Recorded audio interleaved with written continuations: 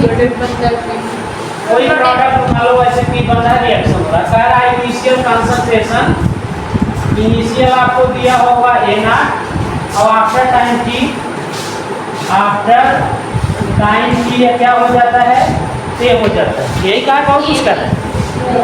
अच्छा बी का after time T, ए का ए नॉट रहेगा, आफ्टर टाइम ए हो जाएगा। और बी के लिए कह रहा होगा बी का बी नॉट होगा इनिशियल और आफ्टर टाइम टी बी हो जाएगा। तो हर केस में चलता है। तो आपको दिक्कत क्या है सिर्फ ये बताइए, क्या दिक्कत है?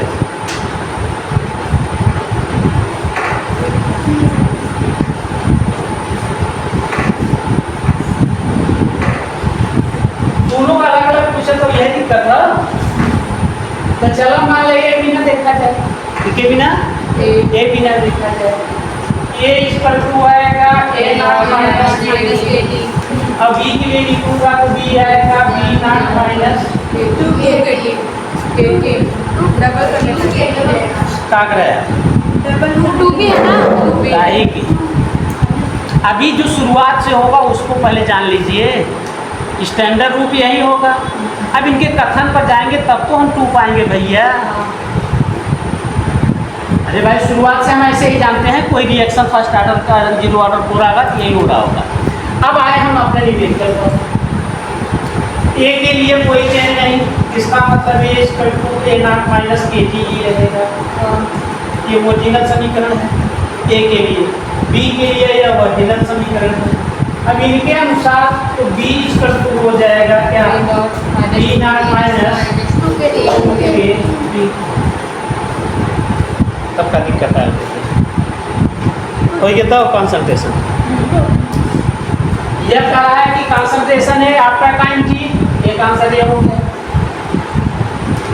नो चेंज, क्योंकि यहाँ पर कुछ नहीं। अभी का आफ्टर टाइम टी ये हो जाएगा। यह कब था, जब T equal to zero.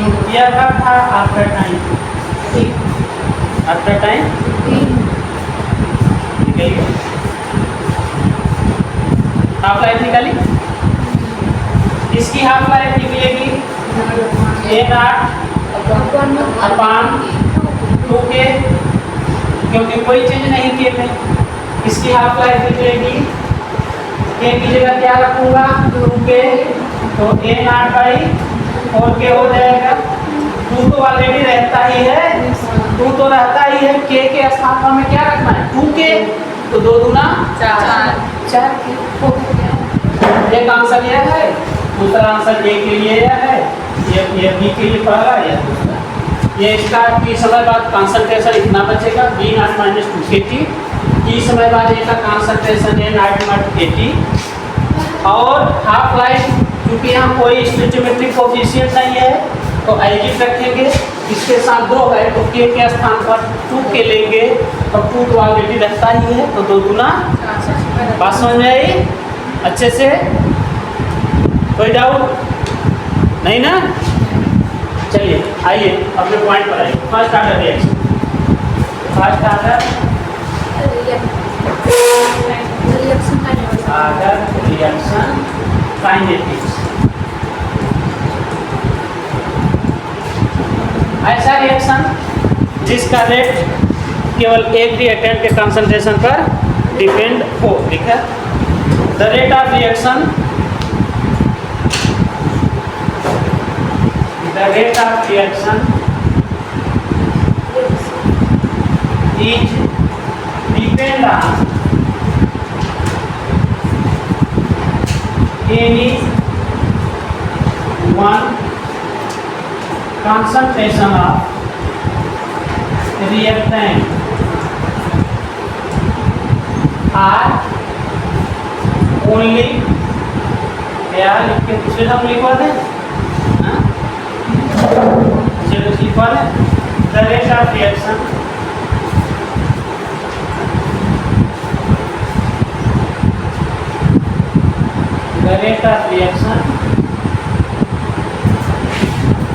which depends on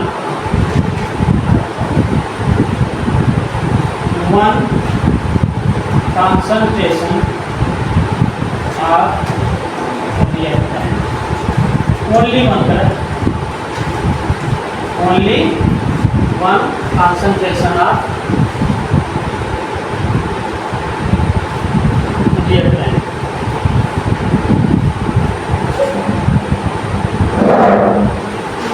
चले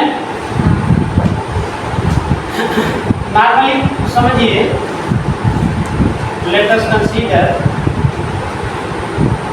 a general reaction of first order. हम कह रहे हैं कि ये देता है प्रोडक्ट पी। इसका फर्स्ट ऑर्डर तब होगा जब रेट डिपेंड हो, जब हम रेट का एक्सप्रेशन लिखें तो इसकी पावर क्या हो, 1। अगर 1 है तो फर्स्ट ऑर्डर का है। ठीक, बात समझ में आ गई? चलिए अब आइए जरा से इसको समझा दे एक चीज को पहले।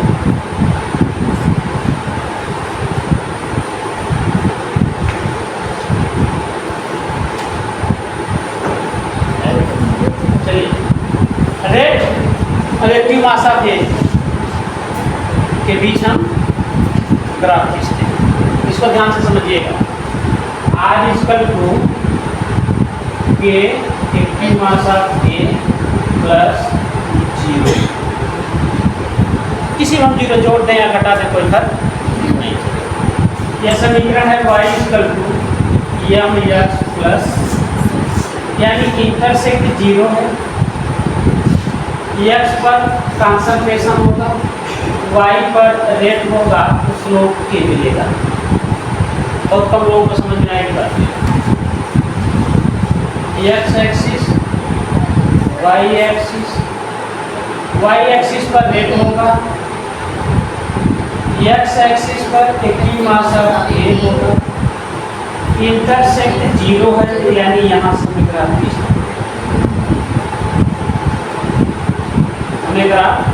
यहाँ से। क्योंकि C क्या है, C होता है इंटरसेक्ट। स्ट्रेट लाइन में C क्या होता है, इंटरसेक्ट। और जो स्लोप होता है वो आता है आपका ये एम। देखिए एम किससे संबंधित है, ए से।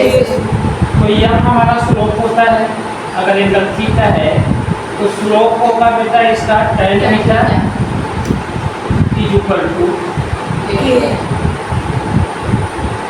फर्स्ट ऑर्डर का ये रेट और कंसंट्रेशन ऑफ ए यानी एक्टिव मास ऑफ ए के बीच ग्राफ खींचा जाए तो y एक्सिस पर r होगा, क्योंकि y equal to M x plus c होता है।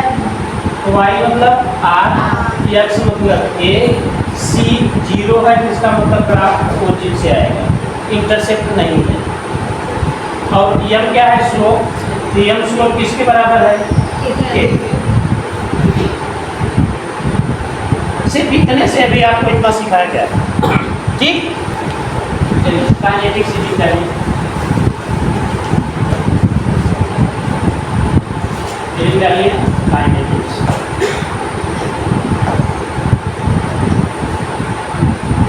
फिर वहीं पुरानी कहानी रिलेट। ए प्रोडक्ट देता है पी, ए प्रोडक्ट देता है पी। फर्स्ट ऑर्डर के लिए कैसे दिखाओ, येलो कलर कैसे दिखाता हूँ, कभी पूरा दिखाते ना हो, इतना पढ़वाई ना हो हमसे। अभी हम मान लेते हैं नॉर्मल इस तरह का हमने इक्वेशन लिया। ठीक, तो इसका रेट लिखा जाए तो R इक्वल टू मिलेगा बेटा के active mass of A power 1। ठीक, लिख दिया था। अब एक तरीका और मैंने सिखा था आपको कि कंसंट्रेशन ऑफ ए के डिक्रीज के रूप में। अगर उस समय मैं आर लिखूं तो माइनस ऑफ 1/1 यहाँ एक है, d/dt एक्टिव मास ऑफ, ऐसा भी मैंने आपको सिखाया है। ठीक, अब दोनों इक्वेशन ये फर्स्ट और सेकंड एक ही रिएक्शन के रेट को रिप्रेजेंट करते हैं। इसका मतलब दोनों आइडेंटिकल होंगे, ये भी इसी के लिए लिखा गया है, बस रूप दूसरा है। यह भी इसी के लिए लिखा गया है, रूप दूसरा है। Since equation 1 and 2 both represents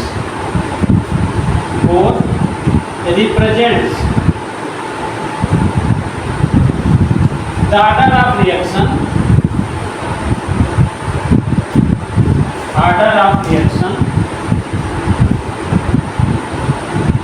for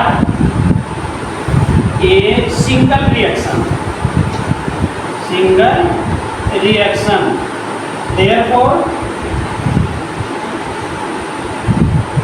must be identical.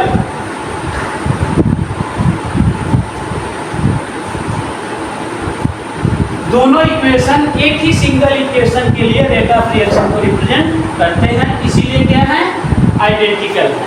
क्या बेटा, आइडेंटिकल। आइडेंटिकल होने का मतलब left hand side right hand side के बराबर, left hand side right hand side के बराबर।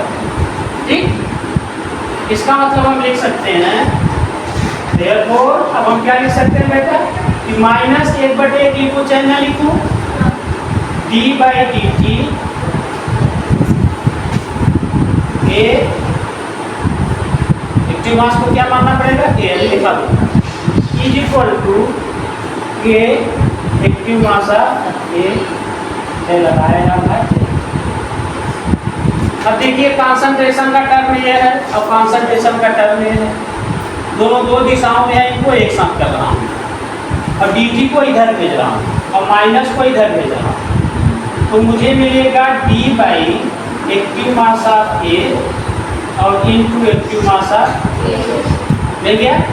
इधर हो जाएगा माइनस के टी, क्या हो जाएगा के टी। अब इसका करना होता है इंटीग्रेशन, क्या करना होता है, इंटीग्रेशन। ठीक है, ऑन इंटीग्रेशन ए dt हो जाएगा, ऑन इंटीग्रेशन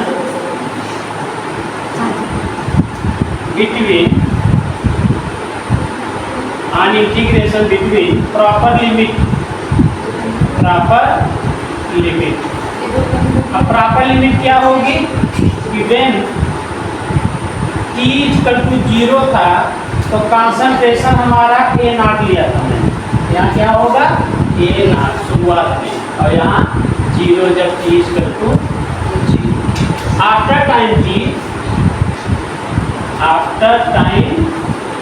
t यानी t = t पर A हो जाएगा A। ये कहा जाता है इनिशियल कंसंट्रेशन, प्रारंभ में जो हमने लिया था।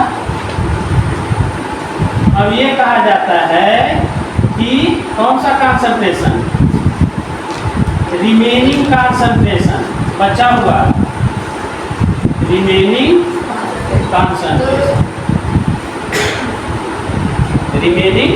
कंसंट्रेशन।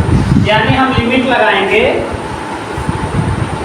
यहाँ हमें लेना है 1/, active mass of A into active mass of A को डायरेक्ट ए लिखूंगा, जब यहाँ बता दिया A D A is equal to minus of K D T. अब समझिए, इनिशियल कंसंट्रेशन शुरुआत में A0, t समय बाद A, जब A0 था तो t = 0, t समय बाद e को t। क्या समझ में आ रही है? अभी आपको दूसरे बुक में भी समझाऊंगा, पहले आपकी सिलेबस में समझाऊंगा, अभी समझ में आ जाएगा। ठीक है,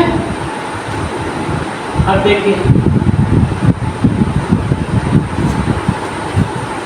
1/x का इंटीग्रेशन ln x होता है।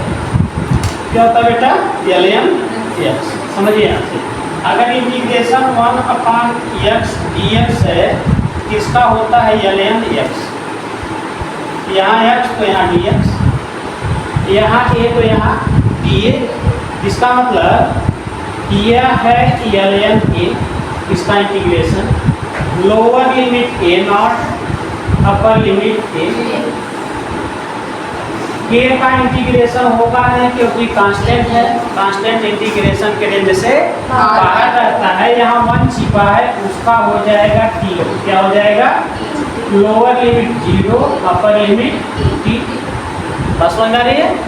अब इसको ओपन करिए। फार्मूला होता है upper limit minus lower limit, तो बनेगा ln a minus of ln a ना, इधर होगा बेटा माइनस के t माइनस 0। ठीक, ये देखिए लाग जमा पानी अंदर रूप है, तो यह हो जाएगा ln a upon a not हो जाएगा ना, is equal to minus of k t आ जाएगा। और आगे चलते हैं, यहाँ तक सही है? बात समझ आ रही है? अब हम क्या करने वाले हैं? हमको चाहिए के, हमको चाहिए के, तो के को इधर कर लें।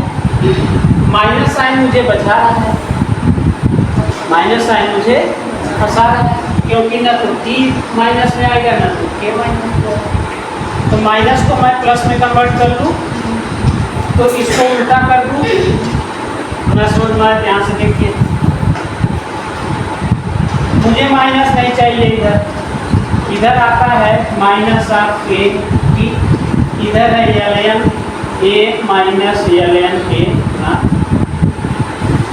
ठीक, मैं इसको प्लस करना चाहता हूँ, तो इसको माइनस से गुणा कर दूँ सब में, ये माइनस हो जाएगा, ये प्लस हो जाएगा, ये प्लस हो जाएगा। यहाँ बन जाएगा ln a not minus of ln a is equal to k, सब जगह प्लस हो गया। अब ये ला गया हम अपान का यहाँ का रूप है, तो ln a not by a is equal to के टी। या मुझे के चाहिए, क्या चाहिए? के चाहिए। यहाँ तक इतना है ना, ऊपर नहीं हो रहा? नहीं। अब देखिए, मुझे मिल जाएगा के इक्वल टू, यहाँ बूढ़े में यहाँ तक आगे हो जाएगा 1/t ln a not by a। अब चूंकि ln को लाग में कन्वर्ट करना हो, तो 2.303 का पूरा करते हैं।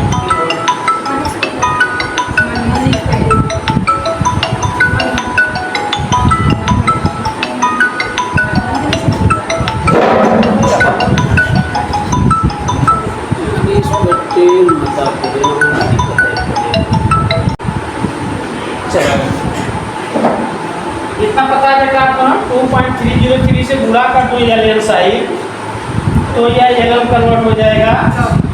तो हम 2.303 का गुणा कर देते हैं अपान टी, यह ln कन्वर्ट हो जाएगा log एट द बेस 10 पर आ जाएगा, आ जाएगा, आ जाएगा। और a नॉट अपान a, यह आपका हो गया kinetics of first order reaction. ये फार्मूला होता है बेटा कि log is equal to 2.303 into ln। तो ln को log में उल्टा लिखिए, ln को हटाना है तो 2.303 का गुणा कर देंगे तो वह log में कन्वर्ट हो जाएगा। तो जहाँ ln है, जहाँ ln है, अगर वहाँ मुझे log लिखना है तो मैं 2.303 को गुणा कर दूंगा, तो ln कन्वर्ट हो जाएगा log।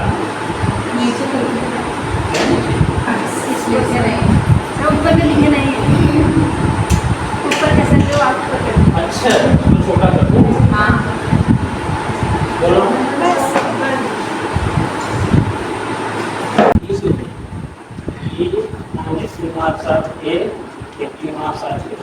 तो अपने की मास आप ए को ए मान लिया, ये हो जाएगा डी ए अपान ए, इसको लिखा सकता 1/a इंटू डी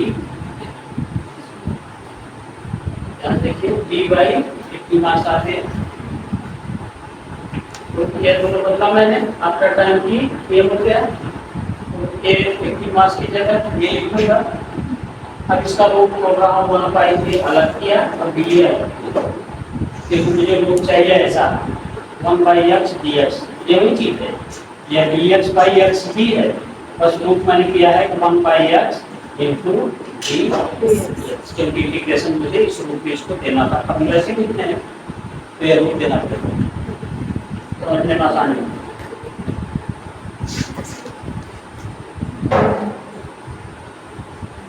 अभी चले इसके बाद देखिए, ठीक, ये अभी आप याद रखेंगे दिवाली की,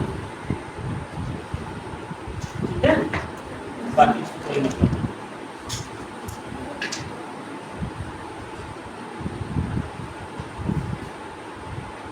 ये आपके काम की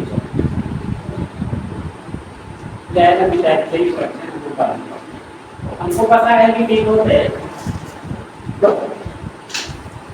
उसको हाईलाइट कर लीजिएगा, वही रेगुलर एक्सप्रेशन है अपना फर्स्ट ऑर्डर के जो हाईलाइट किया है ना, डिनो दैट कि ln a minus of ln a naught equal to a, ठीक, ठीक, अभी लाख में नहीं बता मैं, ठीक है, अब मैं लाख में बदले फिर इसको उधर ले जाना चाहता हूँ, ln a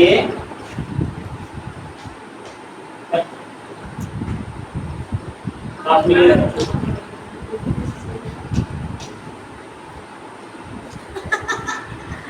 ये पता नहीं कैसे छोड़ चलो, अब इसको देखो 2.303 लाख के, इसको लाख में कन्वर्ट कर दिया, तो ये ln को लाख में कन्वर्ट किया तो 2.303 का पूरा किया माइनस 2.303 लाख के इज इक्वल टू माइनस के, दोनों से मैं बाहर निकाला 2.303, यहाँ बचा लाख के, यहाँ बचा लाख k naught is equal to minus k, इसको उधर कीजिए, यहाँ बचेगा लाख के माइनस लाख k naught is equal to minus k by 2.303, अब इसको देख लीजिए, तो लाख ए इसका मुझे गया माइनस ए अपान 2.303 इंटू टी प्लस लाख ए, यहाँ तक आइए परसेंट,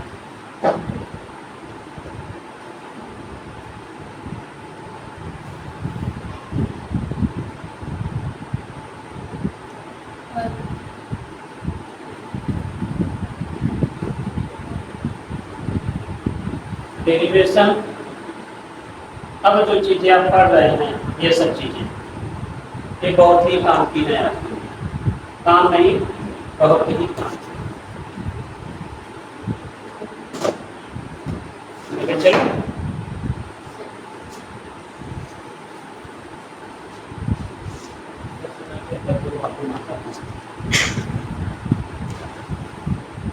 चलो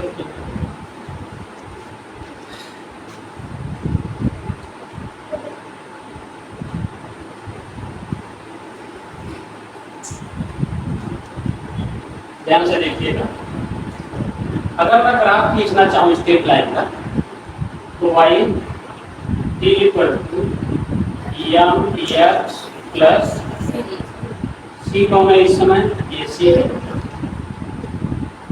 एक्स एक्सिस पर टी, वाई एक्सिस पर आर, जो देखिए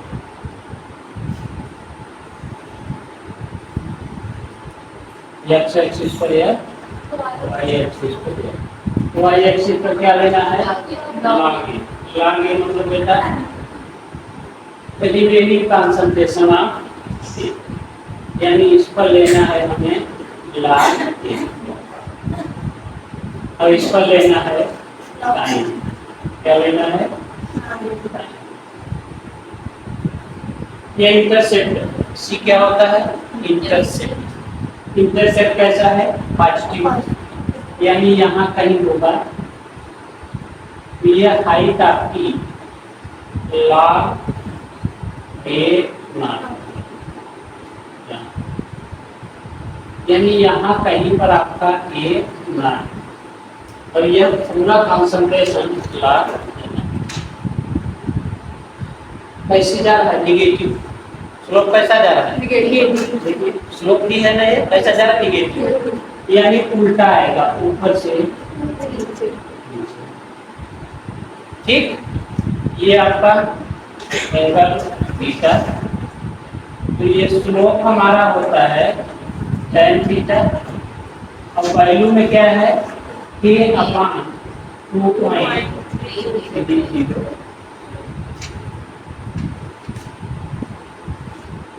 माइनस कहाँ ले गया? माइनस है ना, माइनस k अपान 2.30।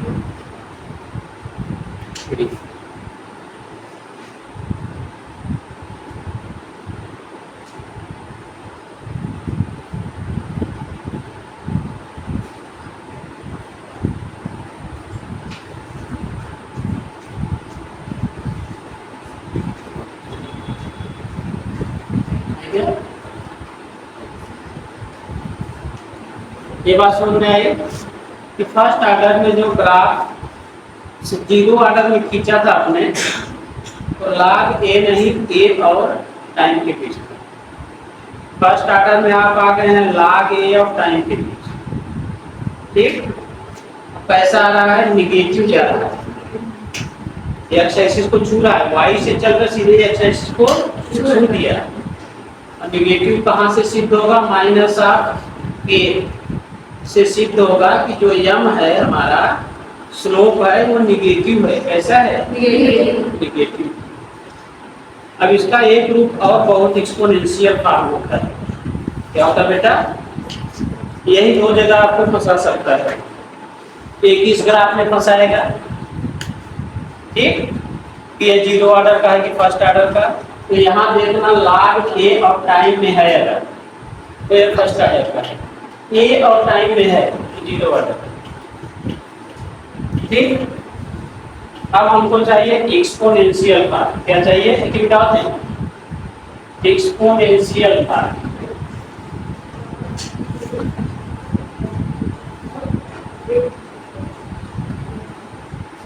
देखिए स्टार लगा दिया पड़ेगा।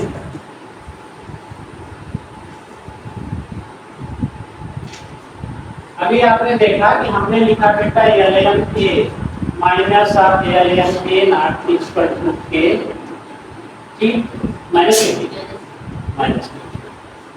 ठीक ना। हम अब इसको m log m अपन m से ले रहे हैं। अगला पता है आपको ना कि log m अपन n ओपन करते हैं तो पाते हैं log m माइनस log, तो log m minus log n का n का इसको मैं लिख सकता हूँ ln a upon a equal to minus of k। ln हमें हटाना है, तो इधर वालों को एक्सपोनेंट e के पावर कर देंगे। a upon a naught equal to e के power minus of k। ln उधर जाता है तो एक्सपोनेंट कर देता है, e के पावर में कर देगा उधर की सभी राशि को याद कर लीजिएगा इसको। तो ln को जब मैं उधर भेजूंगा तो यहाँ जितनी राशियां होगी e के पावर में आ जाएंगी। ठीक, अब मुझे चाहिए a। क्या चाहिए? a इक्वल टू हो जाएगा a naught into e power minus k। इस समीकरण को कहते हैं exponential form of first order भी। सबको विधिवत लिख लीजिए। It is known as exponential form of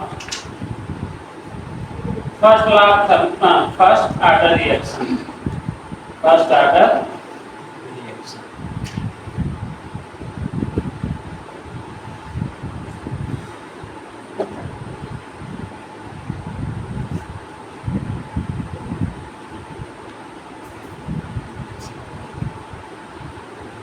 समझ गया?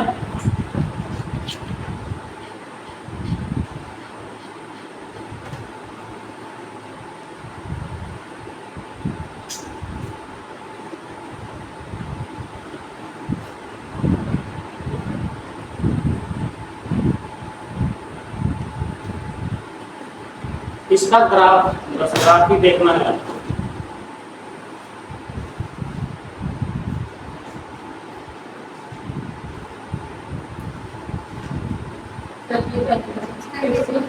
It is known as exponential form of first order reaction. तो हाईलाइट करिए, exponential form is equal to a naught to the power minus a. ठीक,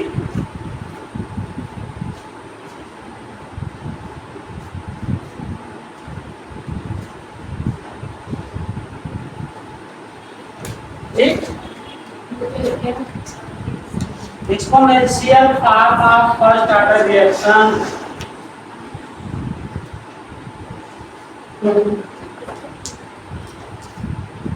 आगे चलें। अब हम आते हैं इससे ग्राफ खींचने में। इस ग्राफ को भी को स्टार लगा लीजिएगा। जरा समझिए, ये कंसंट्रेशन ऑफ रिएक्टेंट होगा, यानी active mass of A, active mass of A. अब किसमें होगा? टाइम में। इसमें होगा टाइम। जरा समझिए, अभी आपको सिखा के आए हैं, जब t 0 था तो एक्टिव मास इसका क्या था? ए नॉट था। अब जब t इक्वल टू t होगा तो a इक्वल टू a हो जाता है। ठीक, ए मतलब रिएक्टेंट का कंसंट्रेशन ए नॉट था, अब रिएक्टेंट कंसंट्रेशन ए पहुंच गया। टाइम जब 0 था, क्या टाइम जब 0 था, यानी यहाँ उस समय ए नॉट यहाँ पूरा का पूरा था, क्या था? पूरा का पूरा घट नहीं था। अब आइए, ये टाइम के साथ घटेगा, ये टाइम के साथ घटेगा। अब ये कहता है कि e की पावर माइनस के थी, e की पावर, जरा समझिए, अगर मैं t 0 रखता हूँ तो e की पावर -0, और e की पावर -0 का मतलब -0, e की पावर 0 और e की पावर -0। वो सोचा तो मना है, जब e की पावर 0 है तो e की पावर -1 मतलब समझिए जरा सा, ये तो आप मिल गया आपको पूरा का पूरा, ये तो घटते हुए क्रम में मिलेगा, ये पता है आपको। टाइम के साथ बदलेगा तो रिएक्टेंट का कंसंट्रेशन कम होगा। e की पावर -kt में दो केस लगानी है, अगर मैं t समय पर लगाता हूँ तो kt मिलेगा, अगर 0 वाले लगाता हूँ t की पावर 0 मिलेगा। इसका मतलब ग्राफ पहले तो घटेगा फिर सीधा हो जाएगा। क्या होगा? पहले तो घटेगा फिर निगेटिव दिशा में ले जाने की कोशिश करेगा ना, और यह सीधे एकदम इस लाइन को कभी पाएगा ही नहीं।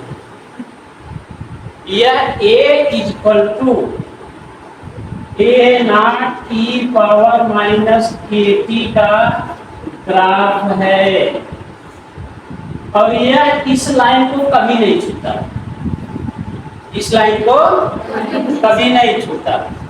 यानी एक्सपोनेंशियल फॉर्म यह सिद्ध करता है कि फर्स्ट ऑर्डर रिएक्शन कभी कंप्लीट नहीं, 0 ऑर्डर कंप्लीट हो जाता है लेकिन फर्स्ट ऑर्डर रिएक्शन कभी कंप्लीट नहीं होता। ये मालूम होता कहाँ से? एक्सपोनेंशियल फॉर्म जब फर्स्ट ऑर्डर रिएक्शन लिखते हैं तब।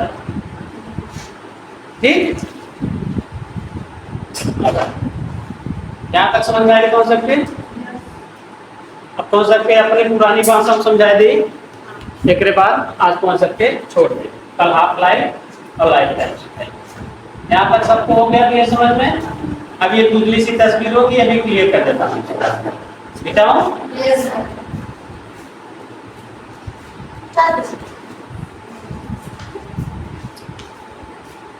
चले चलो अब आइए पुरानी परंपरा पर। मान लीजिए कि कोई रिएक्टेंट ए प्रोडक्ट देता है बी। जब रिएक्शन शुरू नहीं हुआ था तो टाइम 0, प्रोडक्ट 0, ये अपने में 100%। जब रिएक्शन शुरू हुआ आफ्टर टाइम की एक्स आया, इसी में से टूटकर आया। ये खूब अच्छे समझ में आ रहा होगा ना भाई। 100 रुपए आप लेके गए मेले में बिहार में, खरीदारी शुरू में की प्रोडक्ट 0, कुछ खरीदा एक्स तो इसी में से एक्स घटेगा ना। तो रेट ऑफ रिएक्शन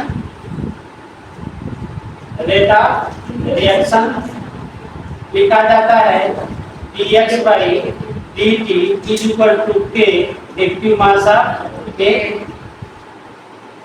अब एक्टिव मास ऑफ A क्या है बेटा? बचा हुआ concentration A minus x। Active mass of A मतलब बचा हुआ कंसंट्रेशन A माइनस, वही तो बचा है जो प्रोडक्ट में जाएगा। अब इसको इधर करिए, उसको उधर करिए, यानी यहाँ है आपका dx by dt। देखिए x कंसंट्रेशन यहाँ है, एक कंसंट्रेशन यहाँ है, दोनों को एक तरफ करिए, बाकी को एक तरफ। तो dt को उधर भेजता हूँ, इधर हो जाएगा k dt, अब इधर हो जाएगा dx upon a minus x। यहाँ तक बात क्लियर? अब वहाँ था कि a और a था, A और A था, कितना फर्क था? क्या फर्क था? अब इंटीग्रेशन करना है, क्या करना है? इंटीग्रेशन ऑन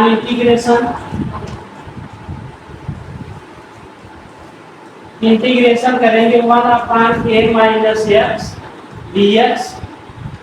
देखिए 1 अपॉन a माइनस x अलग कर दिया, dx अलग कर दिया, इसी में से is equal to integration of k dt।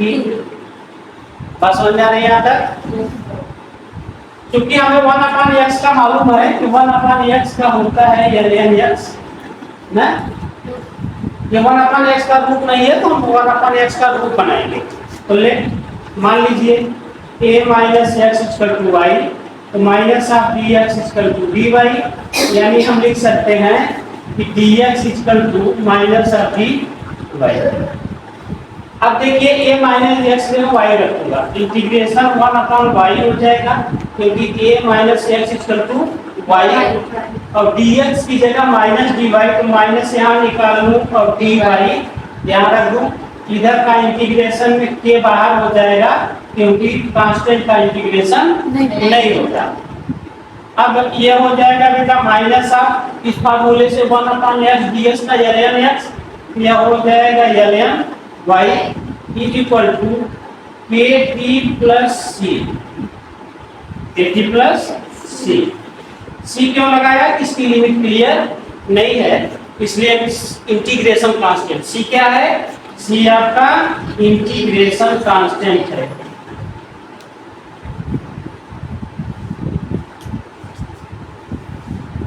Integration constant ये कब लगता है? जब लिमिट क्लियर नहीं। ठीक, अब हम इनिशियल स्टेट लगाएंगे। क्या लगाएंगे? इनिशियल स्टेट लगाएंगे तो हमें लिमिट मिल जाएगी। क्या मिल जाएगी? लिमिट मिल जाएगी और c की वैल्यू मिल जाएगी ना। क्या मिल जाएगी? दो चीजें मिल जाएगी। एट इनिशियल स्टेट प्रारंभिक अवस्था में व्हेन t इक्वल टू 0 था तो x क्या था? 0। जब t 0 था तो x आया ही नहीं था। ठीक, अब यही उठाकर हम इसमें रखेंगे। नाउ इक्वेशन 2 बिकम्स, क्या हो जाएगा?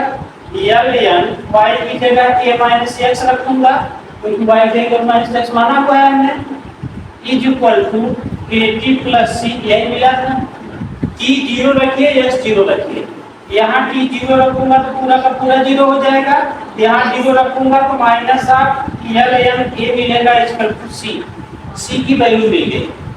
अब सी की वैल्यू उठाकर कहाँ रखेंगे इक्वेशन 2 में ना, तो putting the value of C, putting the value of C in equation second, we get, हमें प्राप्त होता है, प्राप्त होगा minus of L N A minus x is equal to के T minus of L N A. C की जगह क्या रख दिया, एल एन ए रख दिया, ठीक। अब इस चीज को इधर ट्रांसफर कर दो, ये यहाँ माइनस है, यहाँ आकर प्लस हो जाएगा, तो l N A minus of L N A minus x is equal to के टी। अब हम इसको यम अपन एन कर ले, लाग एम माइनस लाग एन से, तो l N a upon a minus x is equal to के टी।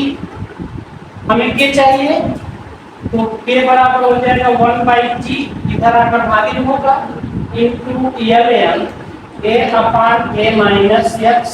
अब एल एन को लाग पर ले जाना है, तो 2.303 से गुणा कर दें, तो एल एन कन्वर्ट हो जाता है लाग base 10 a upon a minus x. ये हो गया आपका t। ध्यान से देखिए वही रूप आया है, k इक्वल टू का 2.303 divided by t log a naught by a। a naught क्या था, इनिशियल कंसंट्रेशन a, तो a आया उस जगह, a क्या था, बचा हुआ कंसंट्रेशन a माइनस एक्स आया है, दोनों एक ही चीज है, ठीक। यह आपके बोर्ड में है, ऐसे भी लिखा जा सकता है, ऐसे भी लिखा, जैसे आपको उचित लगे वैसे इसको लिख डालिए।